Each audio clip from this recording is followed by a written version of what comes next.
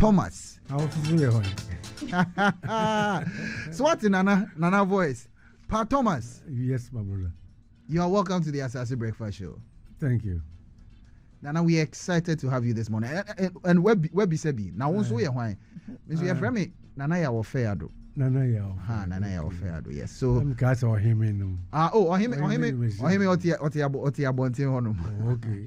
Papa Thomas, you are welcome to the Asaase Breakfast Show. You, Mudasi. And Nana, you know, as we were preparing for your coming, we've been playing a number of your songs, and all of us are having nostalgic moments, having grown on your music, you know, and some of your music would speak to money. Some of your music will speak to how you probably committed or gave yourself out in a relationship and how that was not reciprocated well. And all kinds of songs.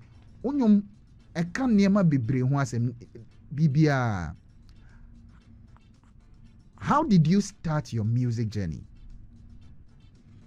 Nana, your time. Okay, you Midasi. Excuse me. I was around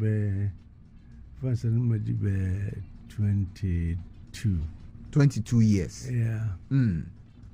And before 22, just say I like music, music, and I felt say I know say there'll be a time me a musician, and I mean it was kept in me and until I started singing. So you knew right from the onset, say. Eventually, no, ubenyum to me. Definitely. Now, here for nyum na inspire for you to get that sense that idea meet me aye na me so. Okay, yeah. That's the right question. There was Broadway dance band.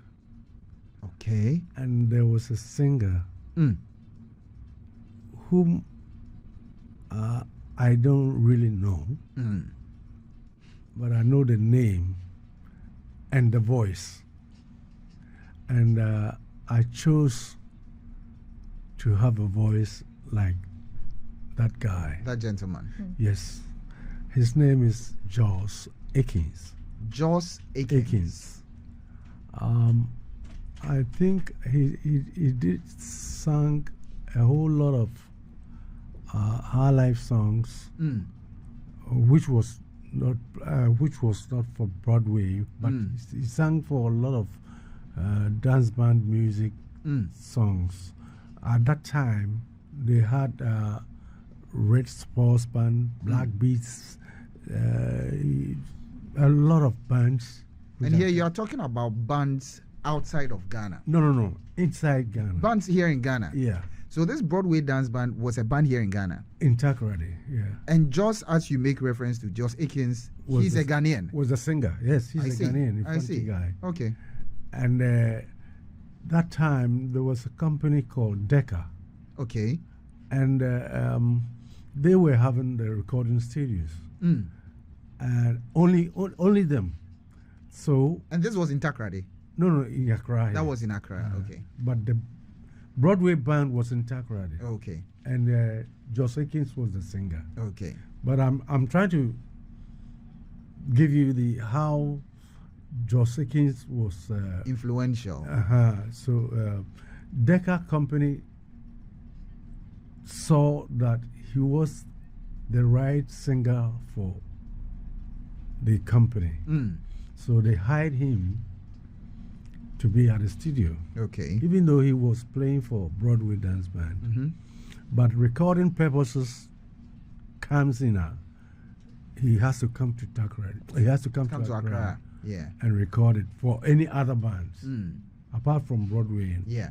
He was. So he was a session man. Exactly. Thank you. That's the right word. You know. And so that's how you got to hear of him. And I got to hear him from Broadway dance band. And later on, I hear him singing for other bands. So I think I found out that he was a session man, yeah. for the studio. Okay. Yeah. And so Joss Akins ignited that passion in you and gave you that confidence that this is something that you should do, and it's actually something you will be able to do. So this was when you were at what around 22, you said? No, before even before then. Before 22, yeah. 22 is when I went to Takoradi to start my lessons of training my voice, and there was no band for me at that time. Okay. So I was just training myself at the beach and all that kind of things. So between the time you realized that this is something you'd want to do and the time you actually started doing something about it, what were you doing? What were you doing in your private life?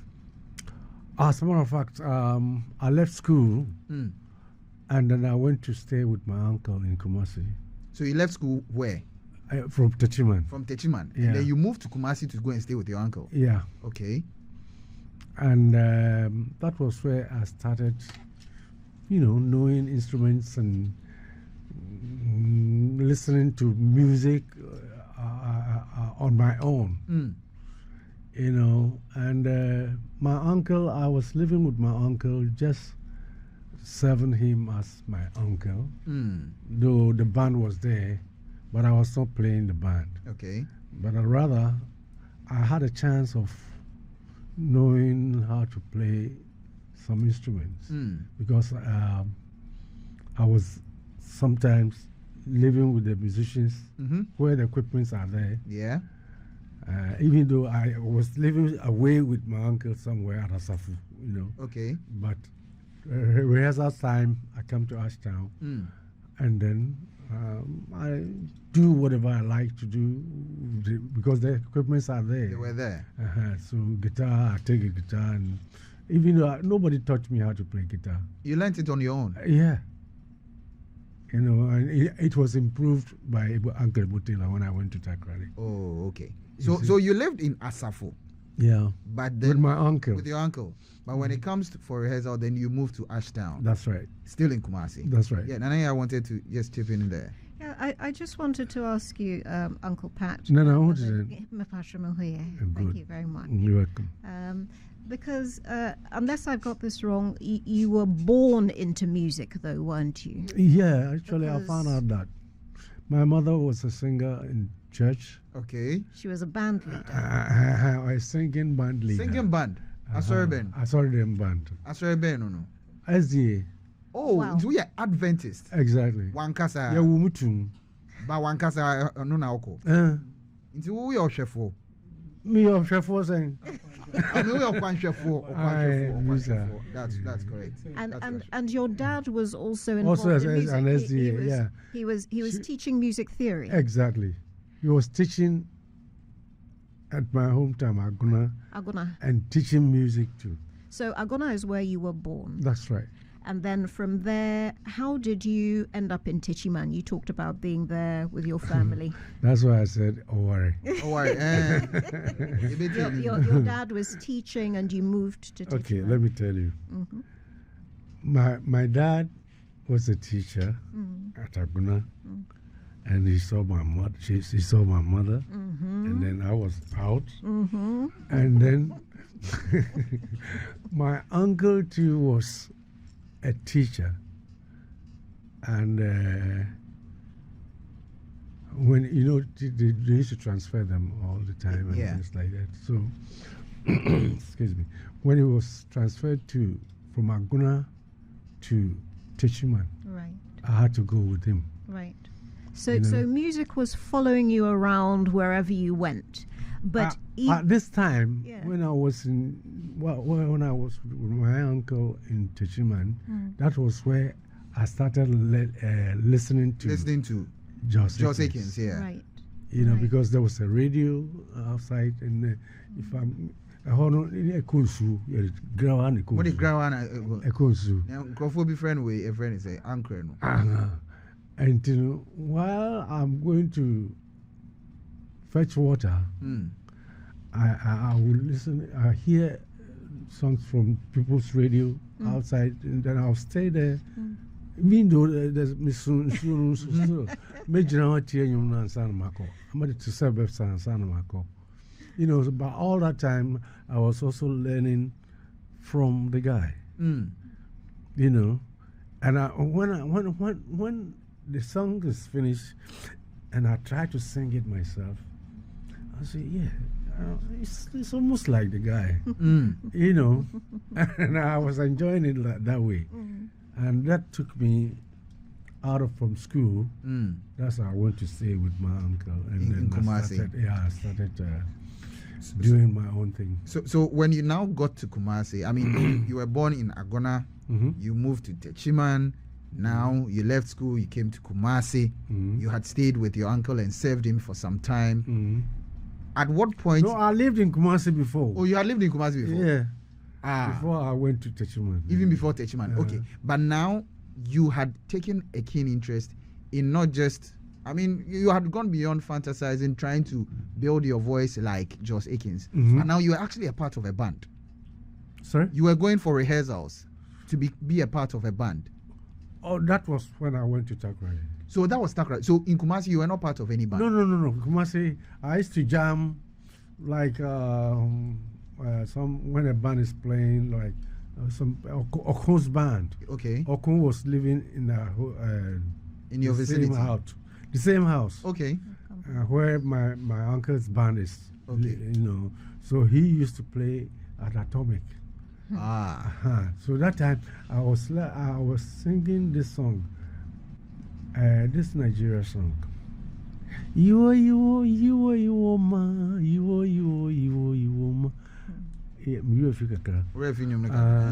But that was a song that I was practicing myself with. You know, to stand in front of microphone and sing. Yeah. Because I was living with Okun in the same house. When he's also rehearsing, I say, Charlie, okay, moment to say how it's gonna be. Yeah. They were enjoying it. They were enjoying me with that song. So if they are playing at Atomic, my house and Atomic is just a short distance. I'll go and I'll sing it. That's where I started singing through microphone. Wow. And this was in Kumasi. That's right. So at what point did you decide to go to Takrady? It's also a long story. But then I was living with my uncle. They used to go on tour. Okay. You know, Grassy, there was a concert party attached to that. Okay. To my uncle's group. Okay. So they go on tour, a whole lot of, I mean, the regions. Yeah. Excuse me. But this had happened a whole lot of times, and many times I like to go with my uncle. He says, no, I should stay home and watch the home. That's right. You know, okay, that also helped me sometimes, because if they go away, and I'm alone in the house. That was where I was learning from his radiogram. Yeah. I'll play. He makes sure that I don't touch the records when he's away. So you had what? The gramophone? No, it's not gramophone. It's a radiogram. Radiogram. Okay, yeah. all right. Like one of those big sets. Yeah. This is, you know, it's clean. I wake up in the morning, I clean it, and then I see the records. I say, okay. So I'll have to play it. Whether I have to. You know, I was learning at that time. I was learning songs from. I used to hear Ella Fitzgerald. I used to hear Stevie Wonder. I used to hear Miriam Makeba. I mean, a whole lot of records, and I enjoyed Stevie Wonder so much. In addition to Joss Akins. Okay. I mean, foreign artists. I like Stevie Wonder. And then for your local icon, that would be Joss Akins. Joss Akins, yes. So that combination was what actually propelled you to become the person that you are now. So eventually, on those tours, when was it that you eventually broke into Takrady? Okay. It happened this way. They were going on tour in the Western region. And prior to that, the Broadway band that I was talking about. No, the second band. It was the second band. I didn't know until I went there. Yeah. They came to Kumasi. They played at Atomic, where I used to go and sing that. Yeah. And I enjoyed them so much. So, and they wouldn't allow me to go inside to see it because I was so little. Yeah. And then nobody knows what I can do. Yeah. That kind of thing. So they wouldn't let me go inside. So I used to stay at the back of the Atomic and listen to. Now it was a chance to talk to them.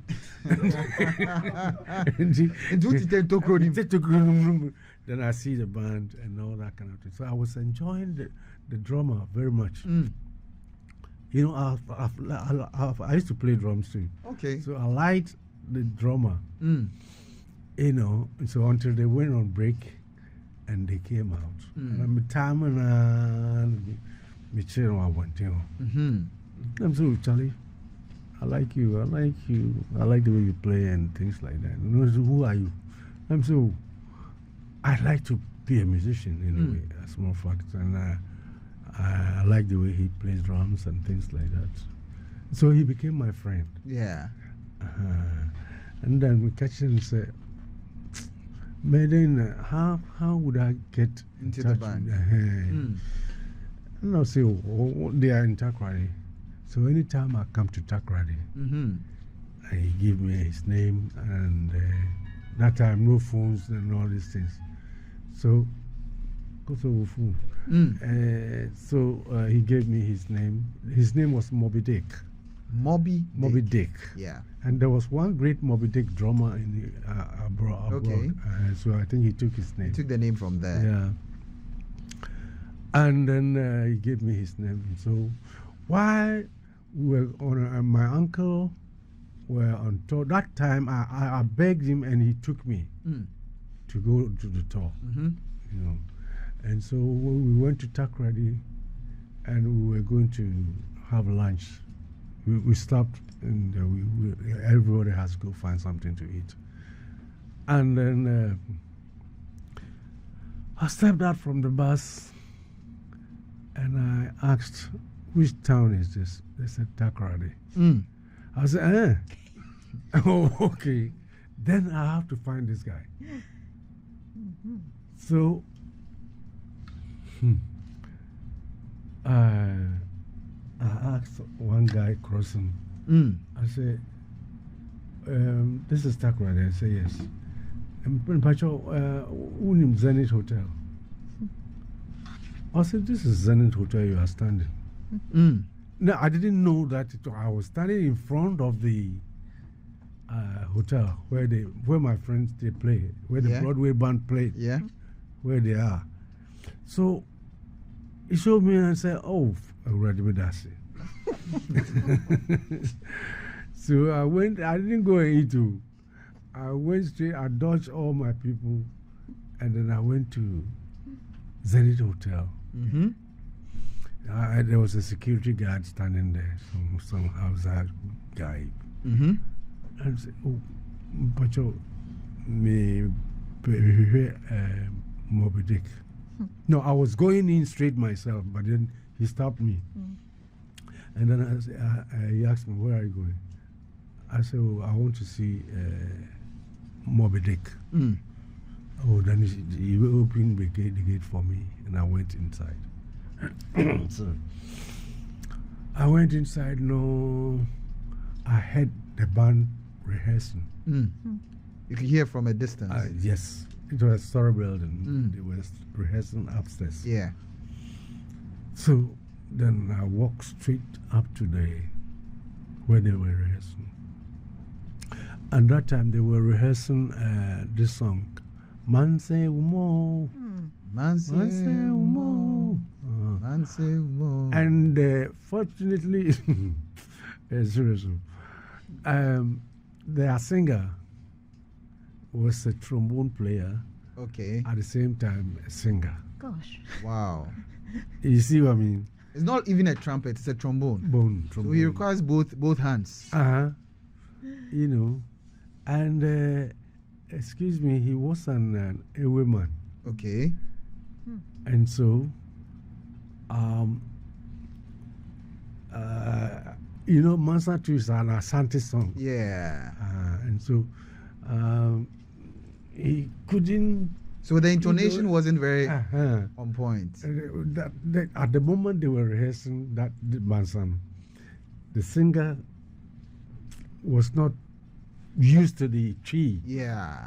I'm gonna, you know, Yeah. with petrol. Yeah. So the accent was heavy different on there. Yeah.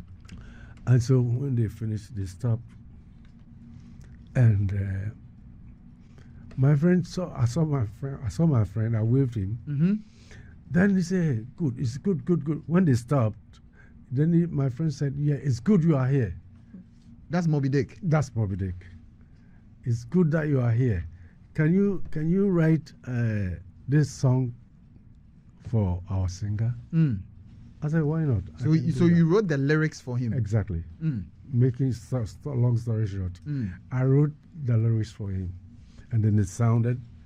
The guy started to sing it, and he was not able to. You know, the tree he was not familiar with the tree. Mm.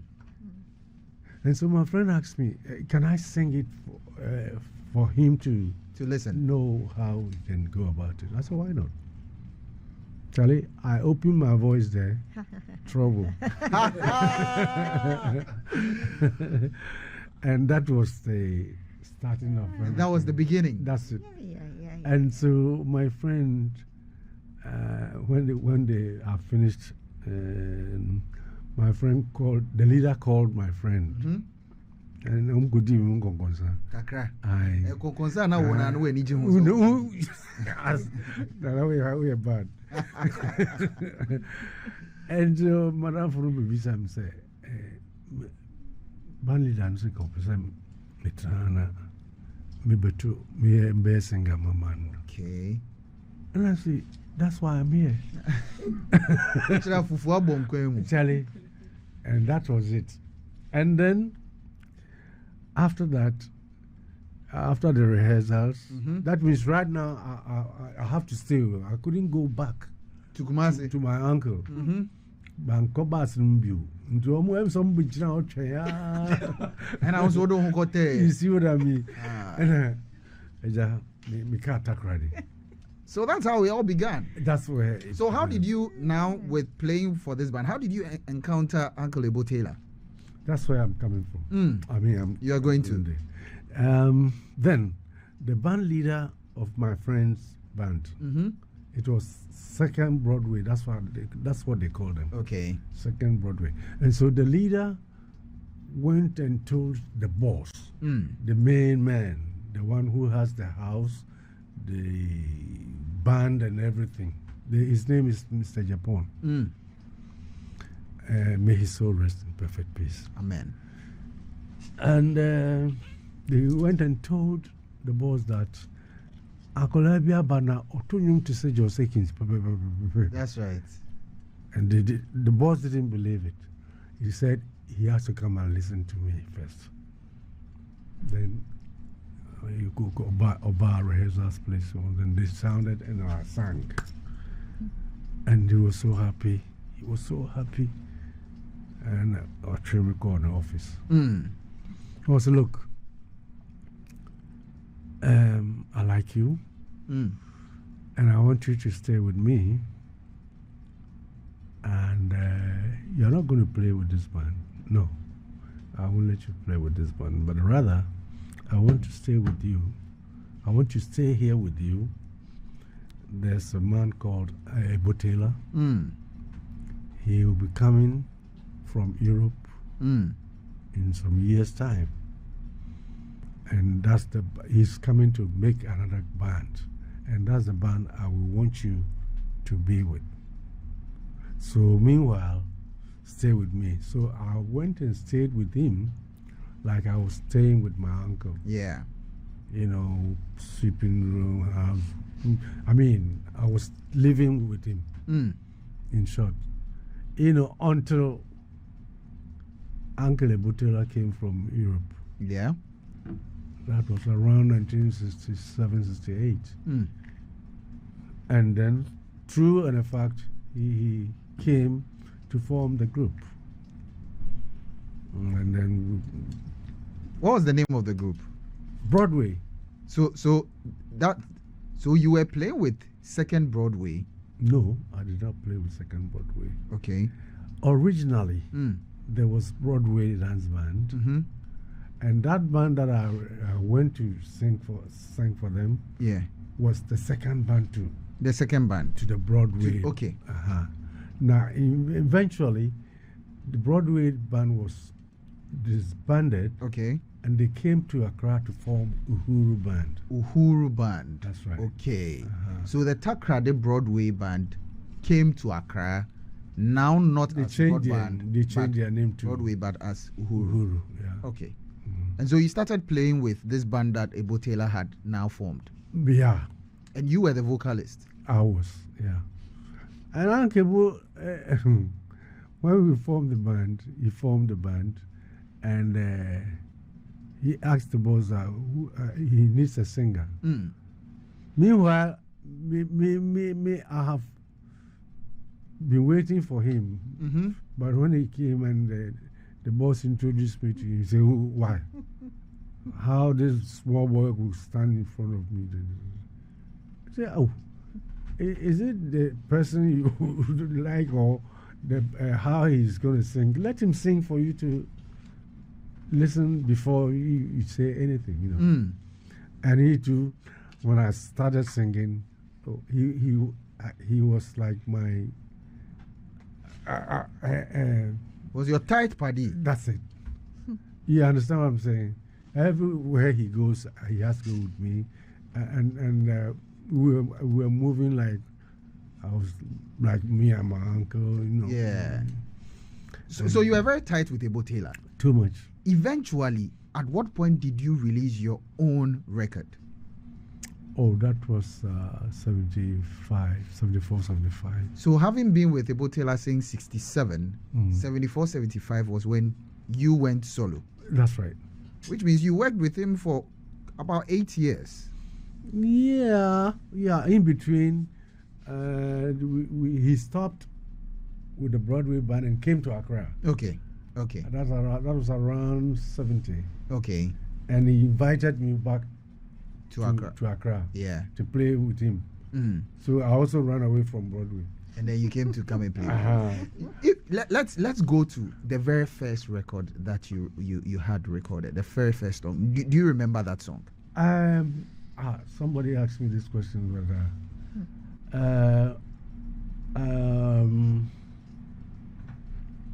you want me to sing that song? Oh, you can go ahead. Pretty baby, baby, I love you, baby. Pretty baby, baby, I love you, baby. You know that I love you. You know that I need you. You know that I love you, baby. You know that I need you. That's So you sang about a pretty lady. Yes. And that was your first song. That was my first song on record. Wow. That was I did it for Ebo Taylor's band. Okay. It was that was my first Song. recorded song. But which song would you say was that which brought you into the limelight, which gave you prominence, made people get to know about you? I think that would be my first album, False Lover. False Lover. Yeah. You seem to have written a lot about love. Yeah, because I love people. Because you love people. Yeah, and I have love. And you have love. Yeah. Wow. Any of your songs that you would say is one, I mean, you have many, but any one that you'd say, when you look back on, it connects with your soul in a way that the others don't. Not Right. as much. One that you can tell, say, enyum we die. Makuma womu pa. Ubisabi. Aye. Say minyum ben na makuma wumpa. Aye. Minyum nyina makuma wum. Ni nyina. I say mono Mary has a response to question we. Oh, No. Because if you are not happy with it, you don't record it. it can be recorded. I mean, song that I don't like. Yeah. Now, why would I write a song that I don't like? Yeah, of course. Of course. Of course. You If you're listening, we are talking to the legendary Pat Thomas, right?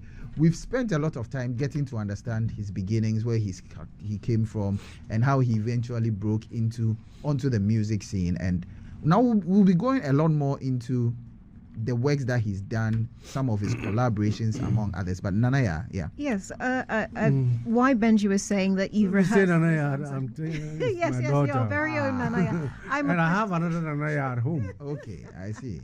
My daughter. This is a pretend. Hi, Nana.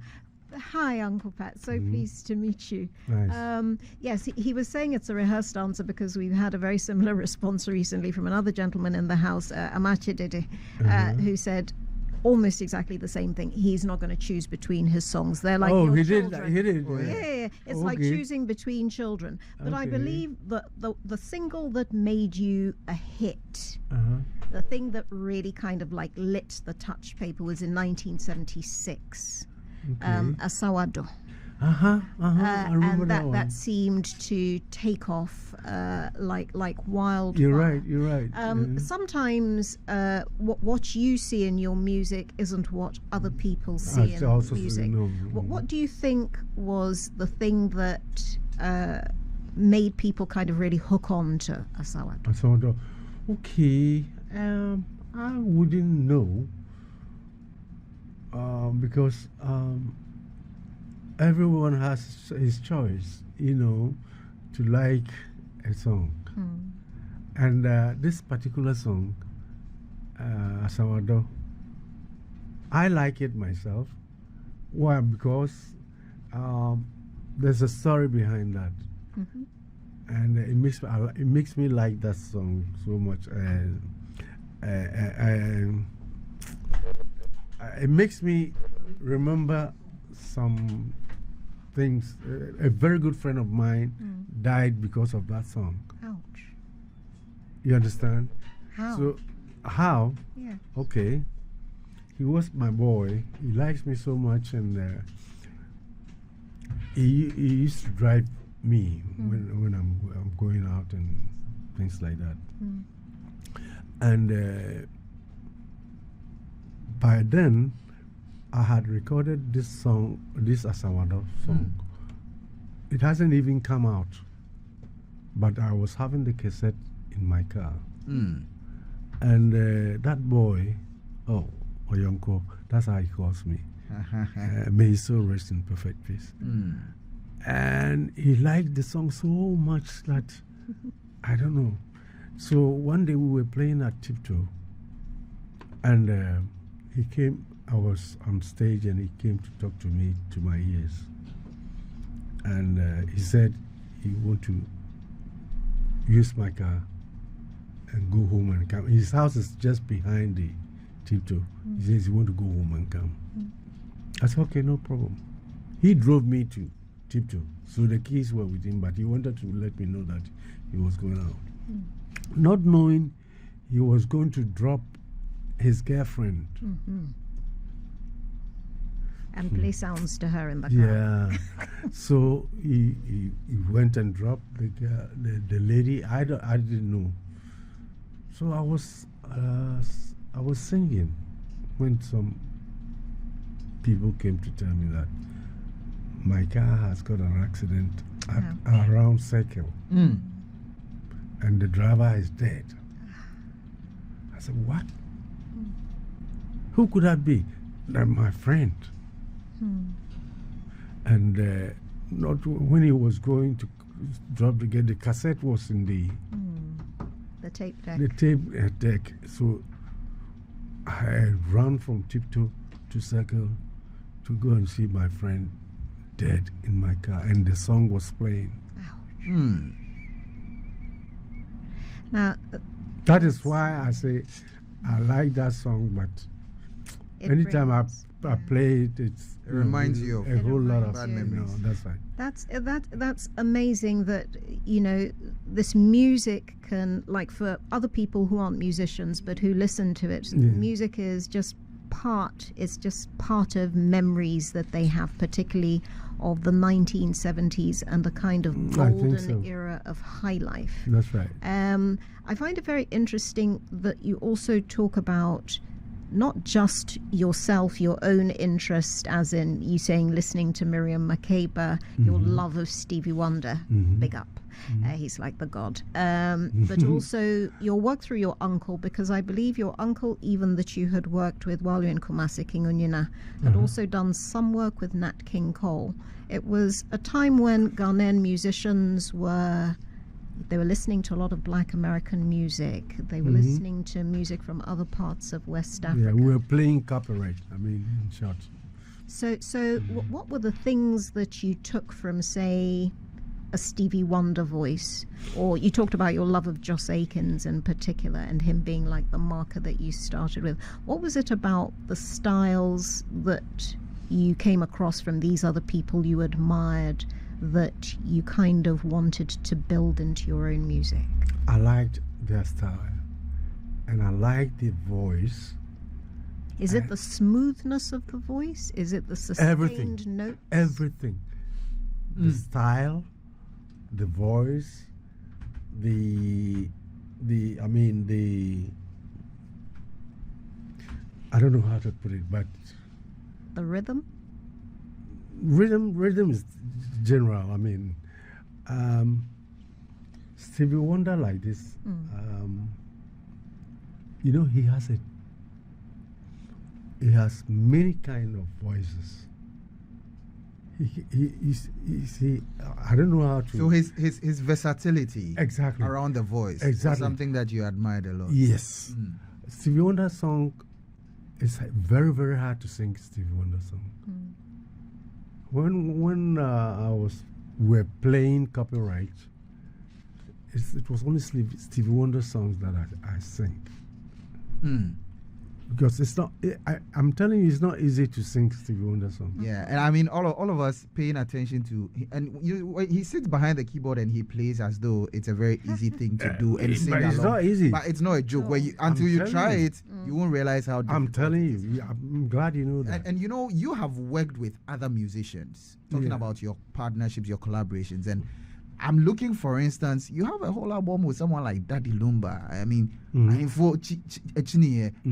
a number of songs. Yeah. We spoke to someone like KK Kabobo here, and he wasn't very much into collaborations, but you did a whole lot more with your own contemporaries, as well as even more current musicians. And I see, for instance, you've done a song with someone like Sir Cordier and all of that. What was your music philosophy, and what made you choose to be partnering with some of these musicians the way you did? Stevie Wonder sings different from a whole lot of. He can sing like Michael Jackson. He can sing like any other artist, but he has his special voice that before you take it. Before you do it, you can't do it like him, unless you can get there, but you can't do it like himself. Him, of course. And I think I'm able to do collaboration with different artists because I know what I have to do with each of them. You understand what I'm saying? Because each of them have their styles. Yeah. And I have to be able to match their style. And that is my specialty. I'm able to cope with everyone. The various people who have graced this studio talking about Highlife have indicated that, this is a genre that they love so much. But one of the questions that we keep posing to them is Highlife sustainable? Is this something that can be sustained over the years? Is it not likely to die, morphing into other forms of music? Well, unless you want it to die. But to me, I don't think it can just die like your people are saying. I don't see it that way.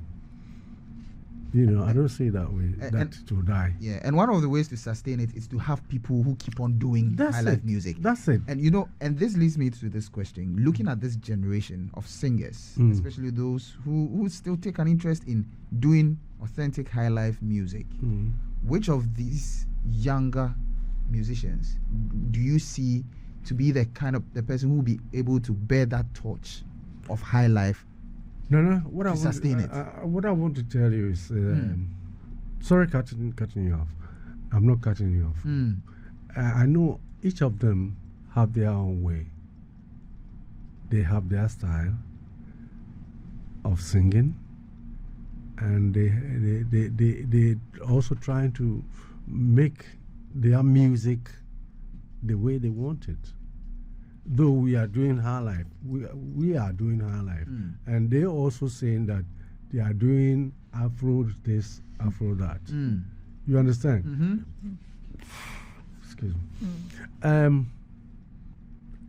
What I would say is generations. Yeah, we're going by generations because when I was coming up, there was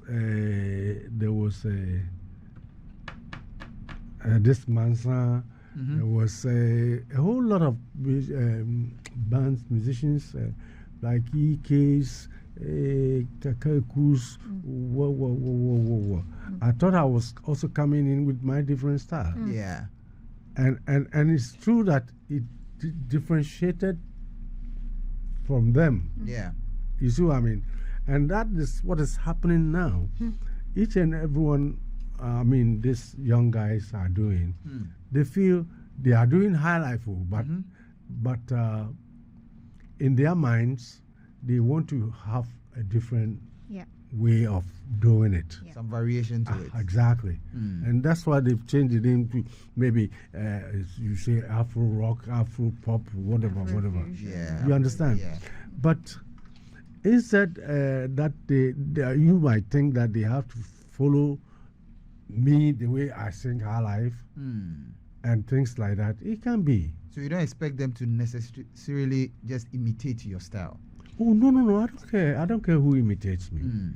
But what I'm saying is everybody want to come with a different style of his own. Like Kwame Eugene, for instance, he's singing high life. Okay. But in a different way. Okay.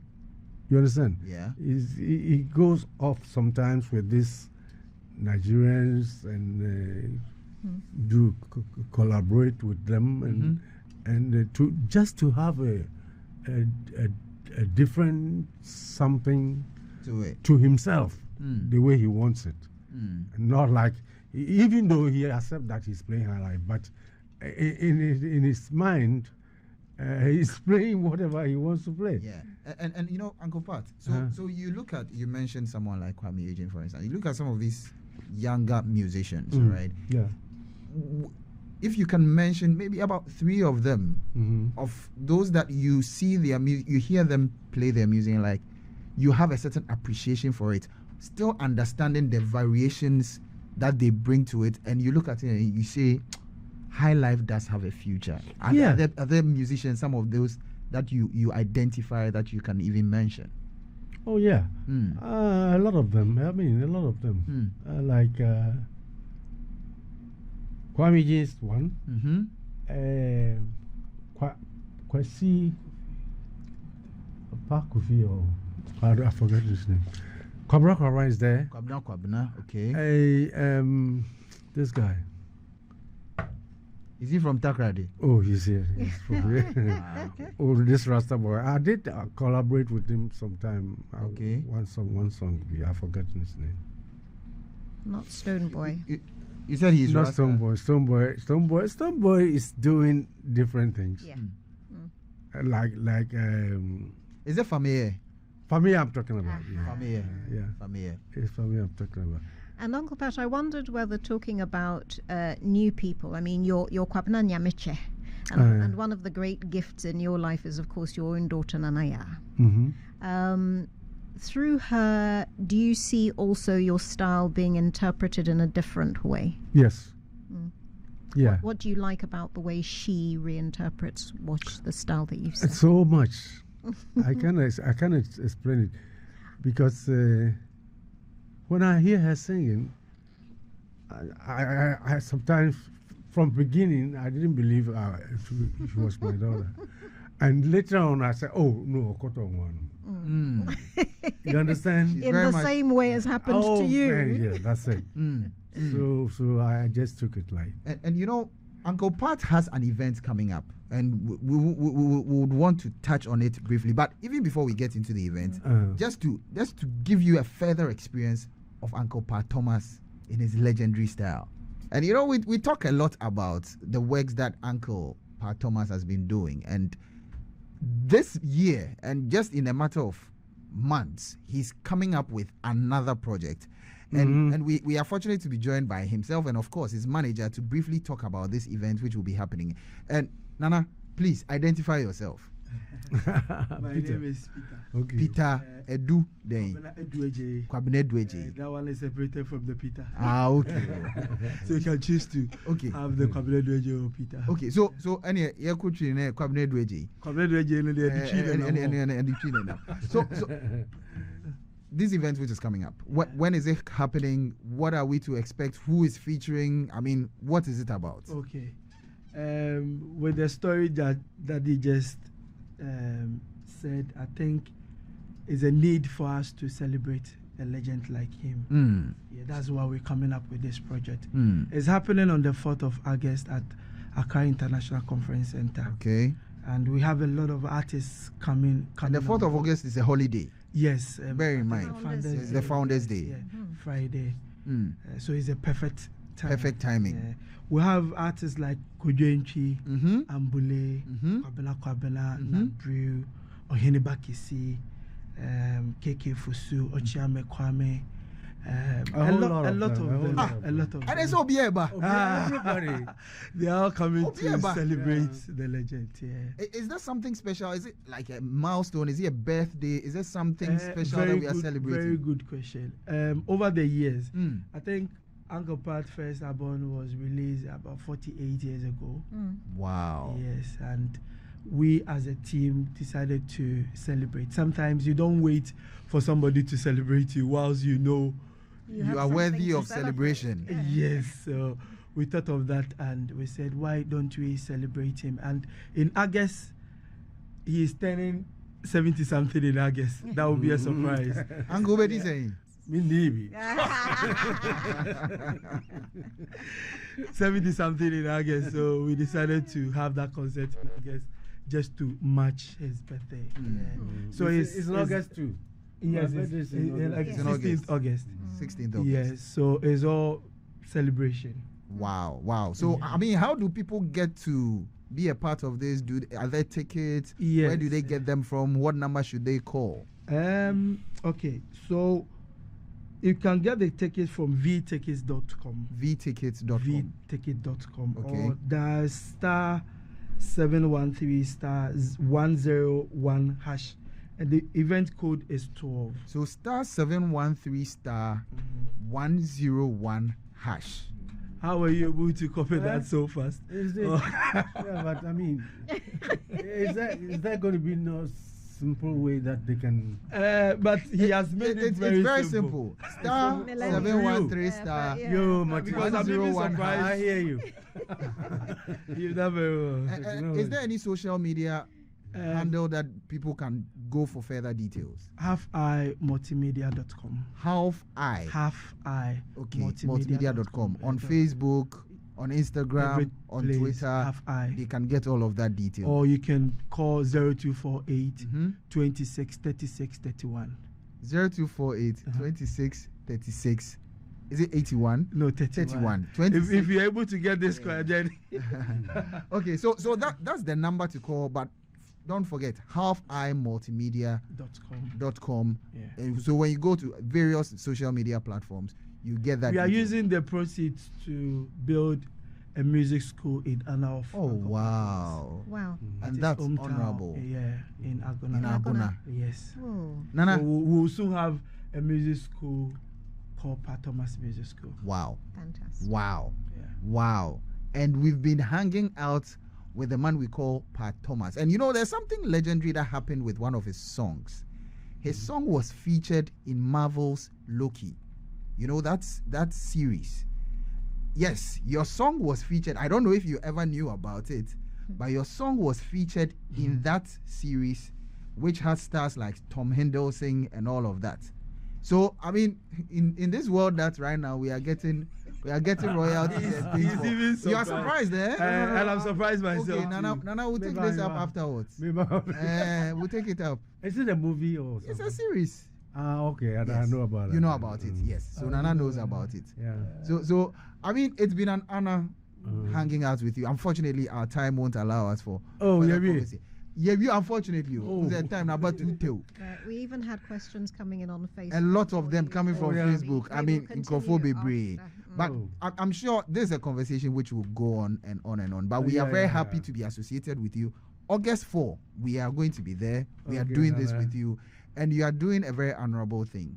Building a music school. That's what I want. Training people properly, so in the skill as well as the knowledge of what it takes to be a musician. Exactly. We've been hanging out with Pat Thomas, and it's been an exciting time talking to him, known in private life as Nana Kwabena Amumensa. Thank you. Nana. That's my name. Nana Yedasipi. Nana and Nana, another Nana. Yes.